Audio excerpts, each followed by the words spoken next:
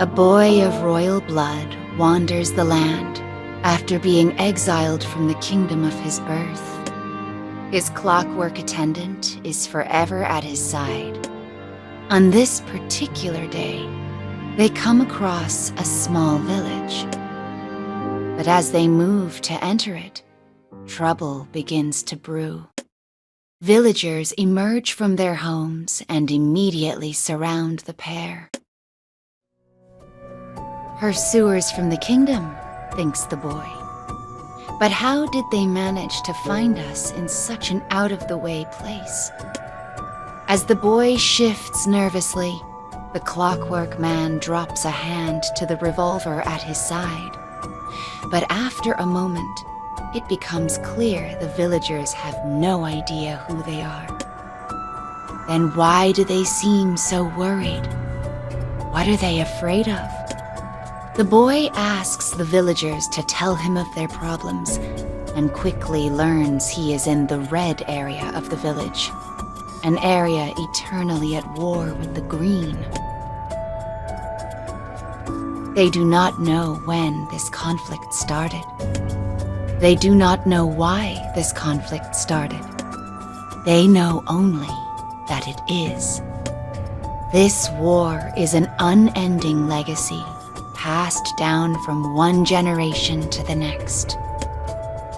We should go, the attendant says to the boy. This is not our fight. Yet, the boy does not move.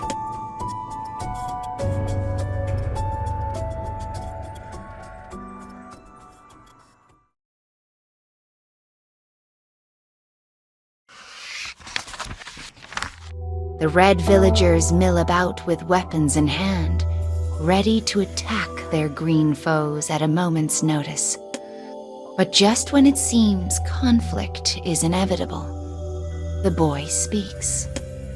I know of a foreign ritual which can guarantee victory in any battle. It is a secret rite passed down from a people who have never known defeat. If we were to conduct this ritual, the gods would surely grant victory. Though the Reds are skeptical at first, the boy's charismatic speech and demeanor strike a powerful chord, and they are soon chattering away excitedly. How do we conduct this ritual? Will you teach it to us? We must do it at once. Come, my friends, says the boy. While I am willing to show you this ritual, I see none of the special green wood required for the ceremony. Alas, such wood grows only in the area of the village where the Greens live. With no other choice, the Reds reluctantly don disguises and head off to trade for the wood they need. As the boy watches them scurry away, he exchanges a glance with his clockwork companion. The man stares at him for a moment, confused, for there is a faint smile on the boy's face. It is an expression he has never seen before.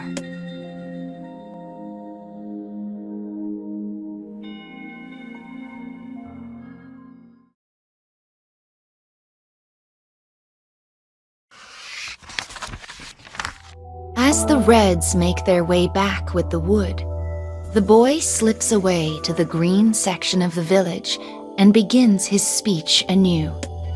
I know of a foreign ritual which can guarantee victory in any battle.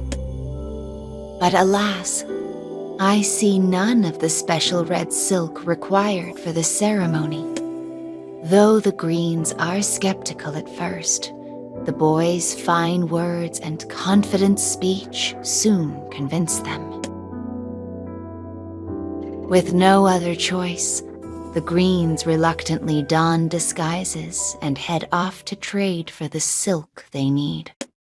As the boy watches them scurry away, his companion turns to him.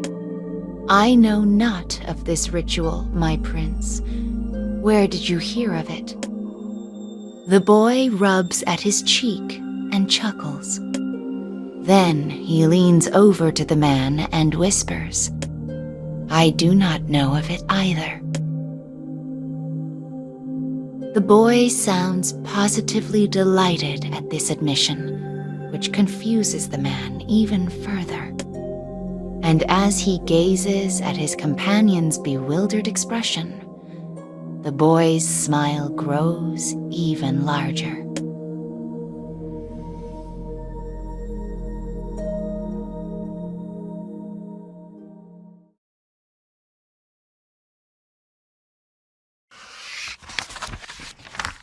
The boy and his companion have been in the village for a week.